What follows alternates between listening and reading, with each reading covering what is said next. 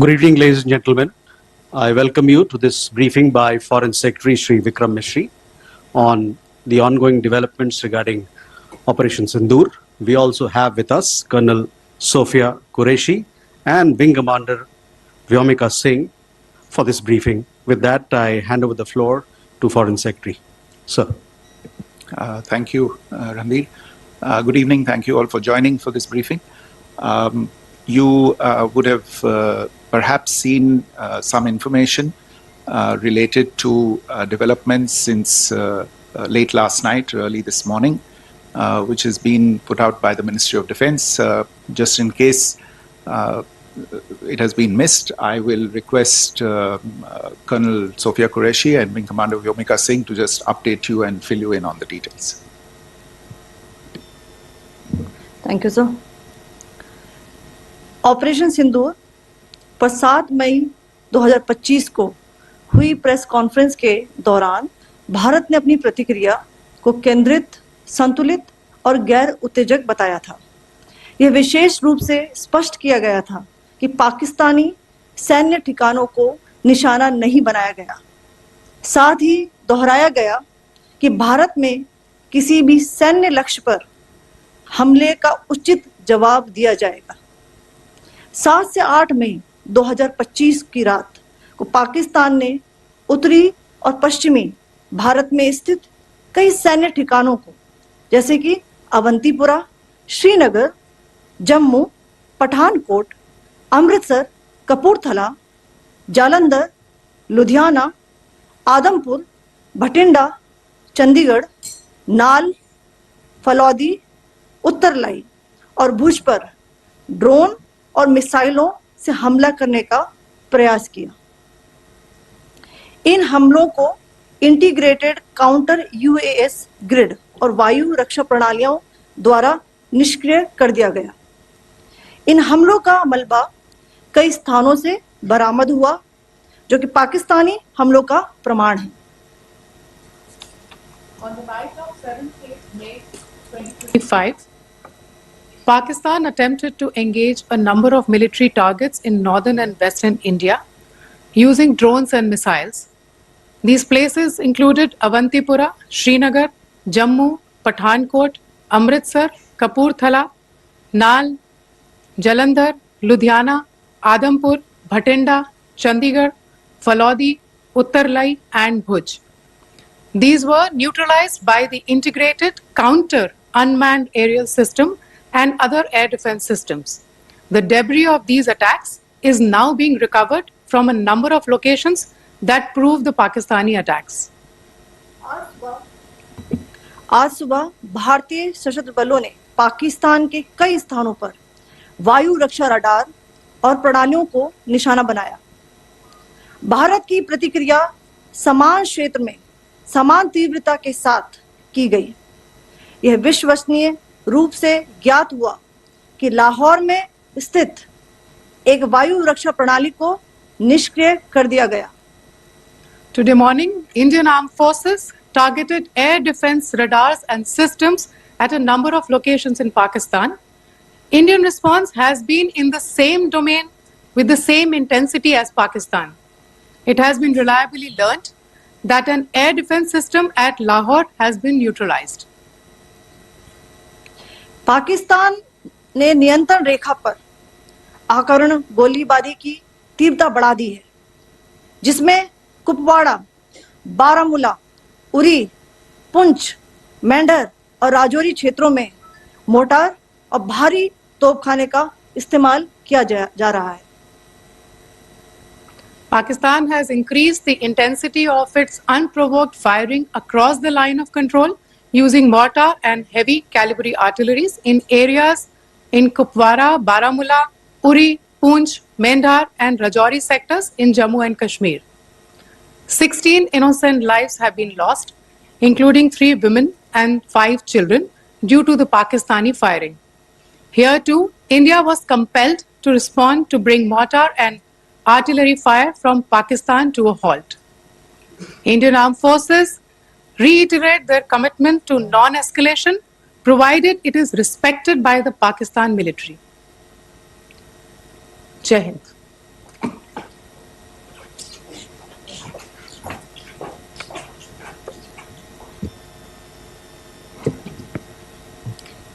Thank you. Friends, this is, as I said, further to the briefing that was provided yesterday and some of the updates that have been just provided by Colonel Qureshi and Wing Commander Singh. I thought that we would just put some of the aspects related to the events that started on 22nd April with the barbaric terror attack in Pahalgam into further context, because there is a certain amount of commentary that has happened with regard to the events since then. And more than the commentary, there has been a lot of disinformation that has been directed at us from across the border.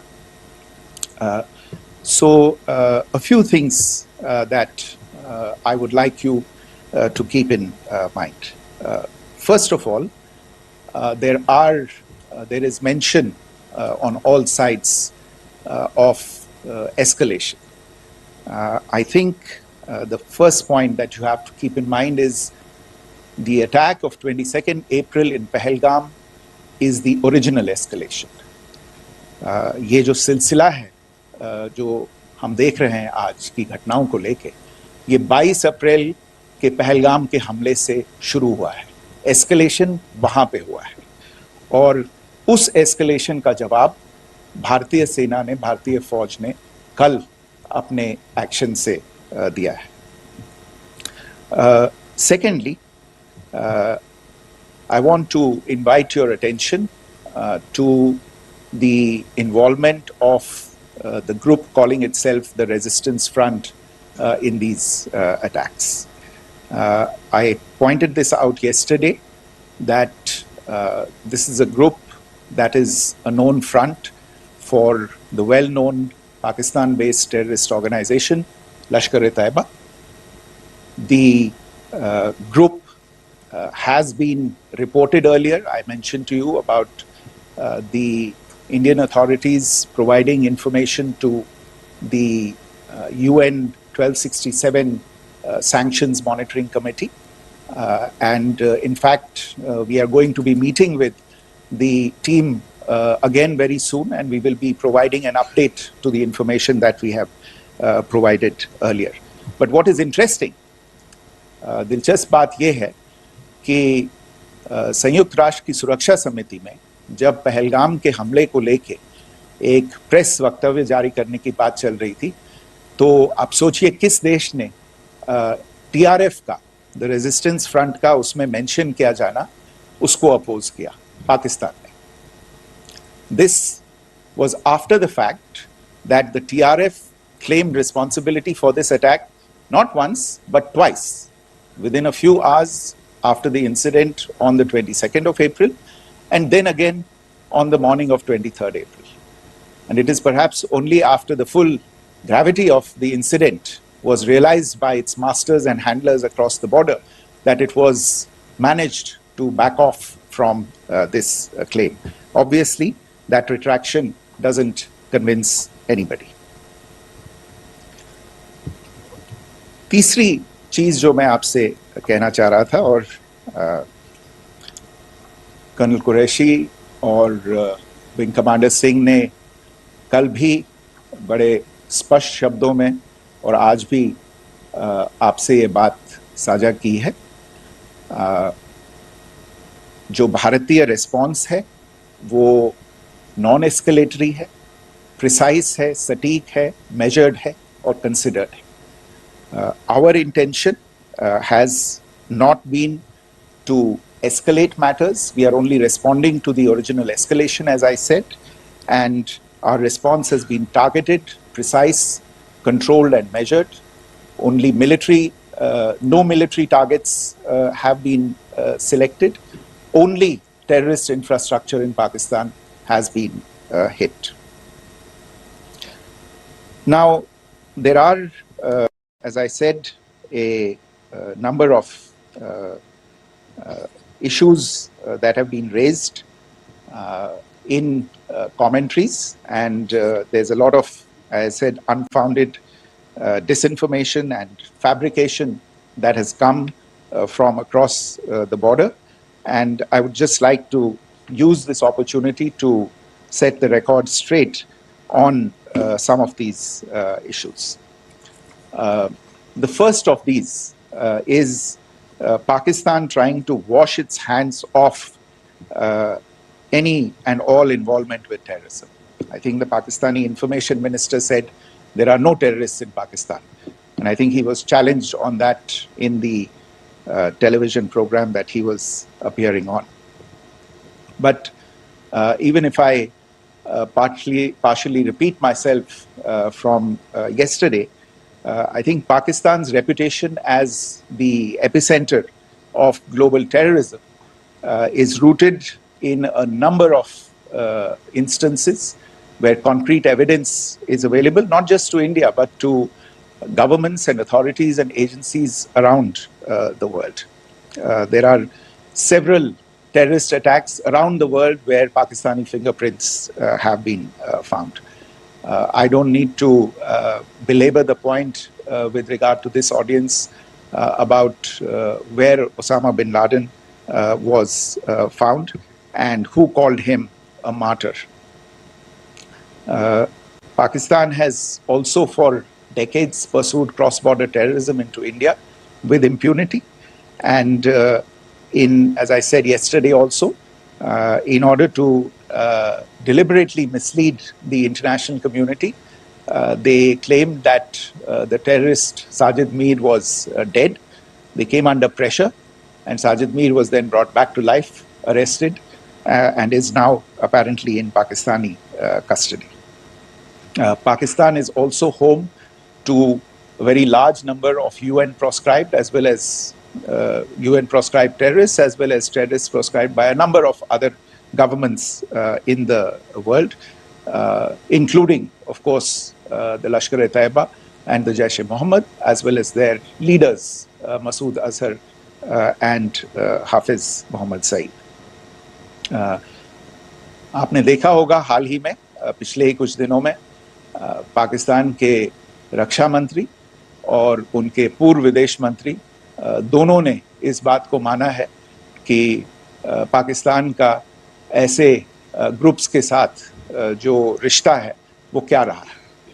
Both the defense minister and the former foreign minister of Pakistan, I think they've done a more eloquent job of this than I could ever do in terms of describing their country's implication in international terrorism and their involvement in housing these kinds of groups. दूसरा जो विषय है वो है पाकिस्तान का जो एक दावा है कि एक इंटरनेशनल impartial investigation होना चाहिए, एक joint investigative committee होनी चाहिए. These calls for jointly investigating this heinous and barbaric attack in Pahalgam. Again, I think you know the history well on this. You know the track record well, and it is not a bright track record insofar as Pakistan is concerned. In fact, in the pursuit of justice for the victims of multiple terrorist attacks, whether it be Mumbai in 2008, in Pathankot in 2016, or many others. But in particular for these two attacks, India had offered to cooperate.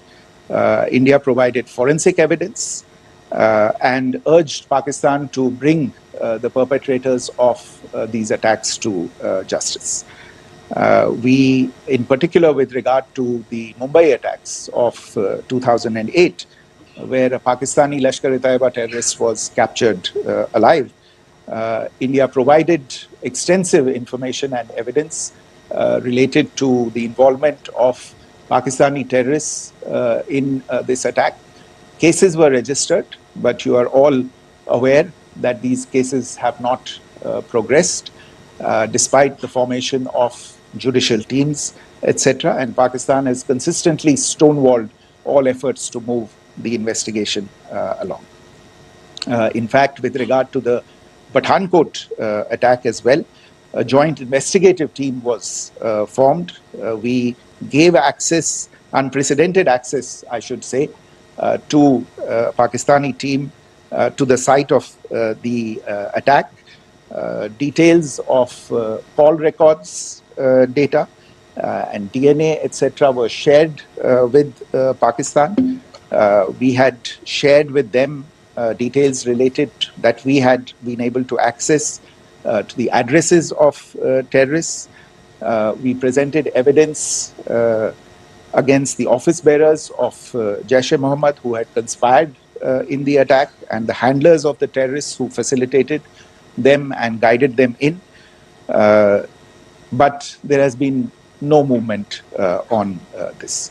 So in all of this, I think the experience has not been positive, and it certainly doesn't give us the confidence now to take at face value Pakistani assertions of wishing to participate in a joint investigation. These are just delaying tactics. These are just stonewalling tactics. And in fact, there is reason to believe that Pakistan uses the evidence that we provide only to cover its tracks and, in fact, defend the terrorists who we are looking for and obstruct the path of investigation. A third point that I wanted to address was the claim that only civilians were killed in the strikes on the 7th of May. We have made the point very clearly that all attacks on the morning of 7th May were against carefully selected terrorist infrastructure, terrorist targets. It is not clear to us, in fact, seeing some of the coverage of the after effects of these strikes, including the funerals for the terrorists that were held yesterday. I think a lot of you have seen the reports and the coverage on media. If only civilians, if any civilians were killed in these attacks, I wonder what message this picture actually sends to all of you. This is a question that is worth asking. It's also odd that the funerals of civilians are carried out with the coffins being draped in Pakistani flags and state honors being accorded. As far as we are concerned, the individuals eliminated at these facilities were terrorists. Giving terrorist state funerals may be a practice in Pakistan. Doesn't seem to make much sense to us. Pakistan has also claimed that India deliberately attacked religious sites. This is completely false again. I have made it clear that the targets were terrorist infrastructure, terrorist facilities, and locations connected clearly with incidents of cross-border terrorism into India. And it is in fact Pakistan that is misusing religious sites as a cover to in fact radicalize, direct and indoctrinate and train terrorists. In fact, contrary to what Pakistan is claiming, yesterday Pakistan launched a targeted attack on the Sikh community in the state of Jammu and Kashmir, hitting Gurdwara in Poonch and the homes of Sikh community members, which came under attack. And we know that at least 3 individuals were killed in that particular attack. Pakistan is also making attempts to, in fact, just to add to this point, the retaliatory action that Pakistan has taken, in fact, is impacting civilians. I showed you the picture of the Gurdwara and the Sikh community members who were killed in this. There are other civilians also who've been killed and injured in these attacks. In fact, since yesterday morning, a total of 16 civilians have been killed and 59 others have been injured in the attacks by Pakistan. Not only this, Pakistan is also making attempts as part of its disinformation campaign to paint our action with regard to cross-border terrorism through the communal angle. If that is the issue, then I think I can do no better than to cite or point you in the direction of the Pakistan Army Chief's speech of 16 April 2025. I think that is the last word in communal rhetoric. And in the Pahalgam attack itself, you are aware of the kind of religious profiling that was done there. And perhaps there is a linkage between these two events. I can only say that these nefarious designs will not be allowed to succeed in India. And it is to be noted that people from all faiths, all religions, all regions in India have unequivocally, not just in India but around the world, have condemned these attacks. The Pakistani claims of now responding to India's strikes of the 7th of May. As I said right at the outset, it is India which is responding.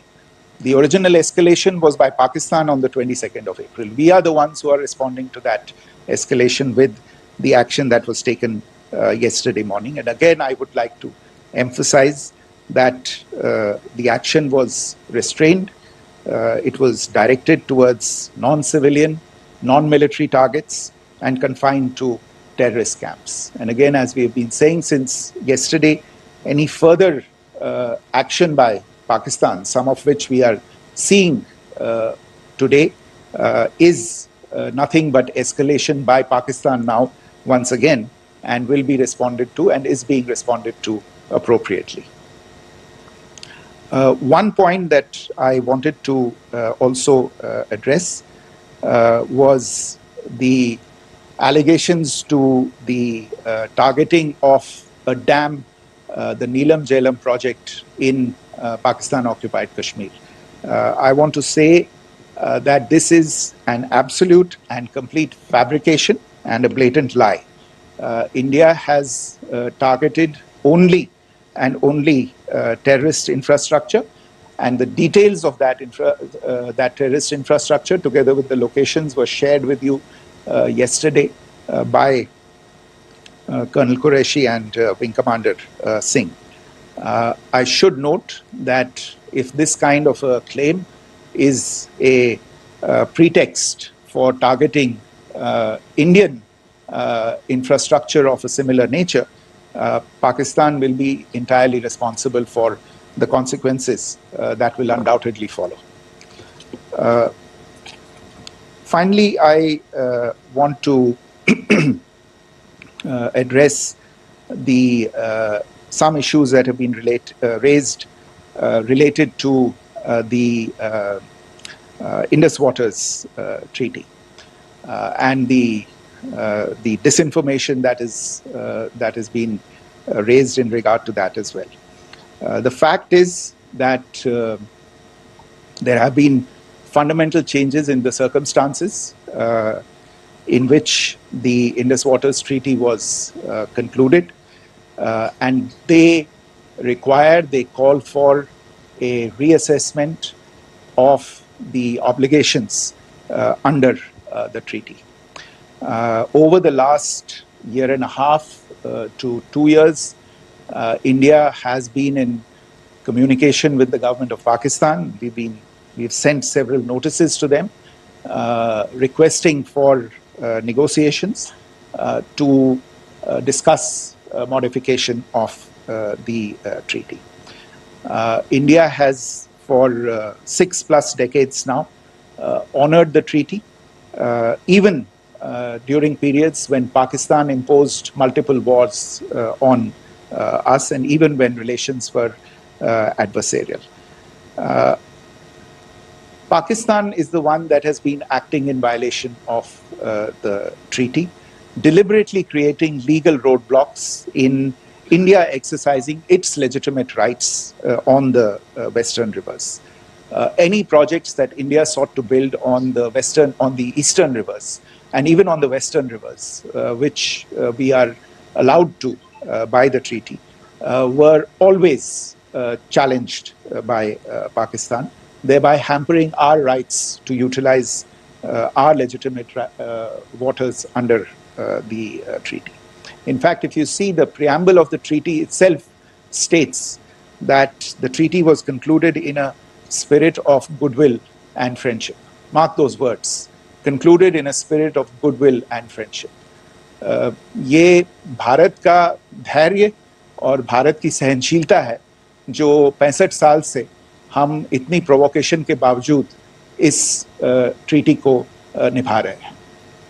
However, as has been made clear earlier as well, Pakistan has not responded to our requests to enter into negotiations for a reassessment of the obligations under the treaty. A number of conditions have changed.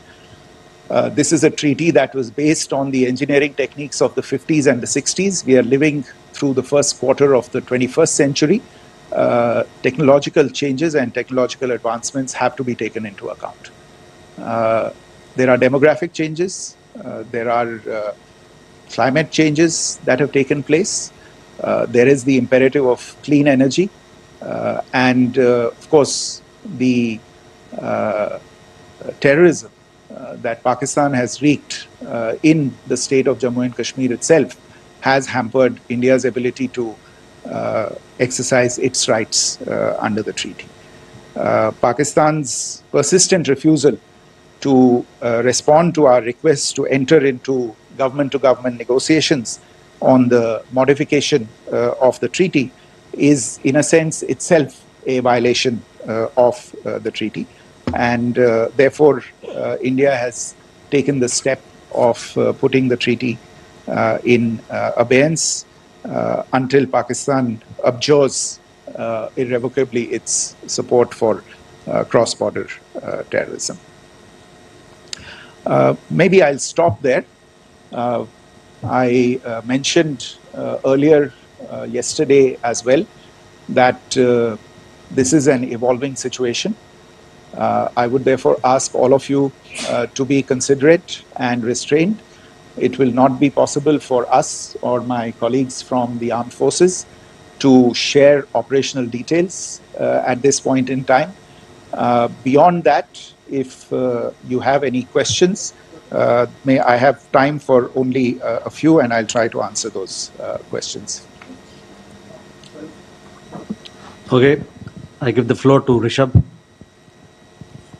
On Secretary, good evening. This is Rishabh from Times Now. I just wanted to understand, as per the press release that has been released earlier today, it says that we have successfully hit at the air defense of Lahore. Does it give our forces a better chances if in case of further escalation? And are there other air defense places as well at strategic location that were targeted? Rishabh, you are violating the first rule that I set out at the end of my remarks.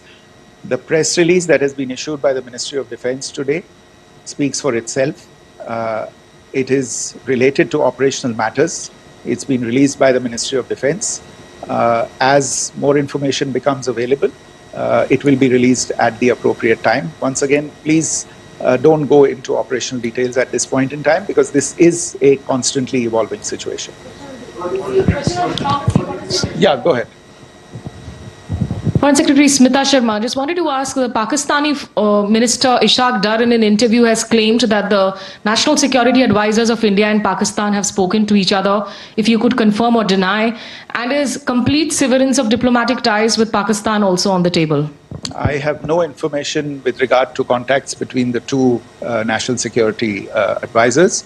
Insofar as diplomatic relations are concerned, you've seen the steps that were announced in response to the following the meeting of the Cabinet Committee on Security on the 23rd of April.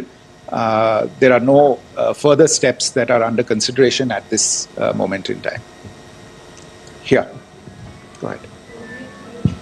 Foreign secretary, मेरा नाम मनीष है, मैं TV9 Bharatvarsh से हूं, और आपने खुद ही बताया कि कितना मिस इन्फॉर्मेशन क्रॉस बॉर्डर से आ रहा है, बल्कि ऐसा लग रहा है जैसे पाकिस्तान के प्राइम मिनिस्टर और डिफेंस मिनिस्टर तक भी प्रोपेगेंडा करने में मिस इन्फॉर्मेशन में आ गए हैं। वो कई बार तो ये तक दावा करते हैं कि हम 3 राफेल हमने गिरा दिया, इतने हमने मिग गिरा दिए, और जब उनसे पूछा जाता है तो वो कहते हैं कि सोशल मीडिया में हमने ये सब चीज़ें देखी थी। तो अगर आधिकारिक तौर पर अगर आप कुछ कह सकें इस पर, ताकि उन्हें भी समझ में आए कि इस तरह के प्रोपेगेंडा नहीं चलने वाला है। देखिए, जब सही समय होगा तो आधिकारिक तौर पे इसके बारे में सूचना दी जाएगी, लेकिन जो आपका प्रश्न है कि प्रधानमंत्री और उप प्रधानमंत्री और विदेश मंत्री, उनके रक्षा मंत्री इस तरह की बातें कर रहे हैं, तो इसमें अचरज की कोई बात नहीं है। आखिरकार ये एक देश है जिसने अपना इसका जन्म लेते ही झूठ शुरू हो गया था।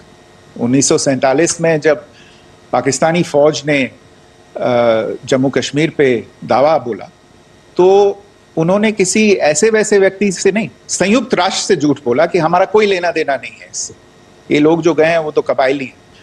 वो तो जब हमारी फौज वहाँ पे पहुंची और UN के लोग, संयुक्त राष्ट्र के लोग खुद वहाँ पे पहुंचे, उन्होंने देखा कि वहाँ तो पाकिस्तानी फौज घुसपैठ करके आ गई है, उसके बाद पाकिस्तान को मुंह की देखनी पड़ी और उनको मानना पड़ा कि हाँ, उनकी फौज वहाँ पे कुछ समय से पड़ी हुई है।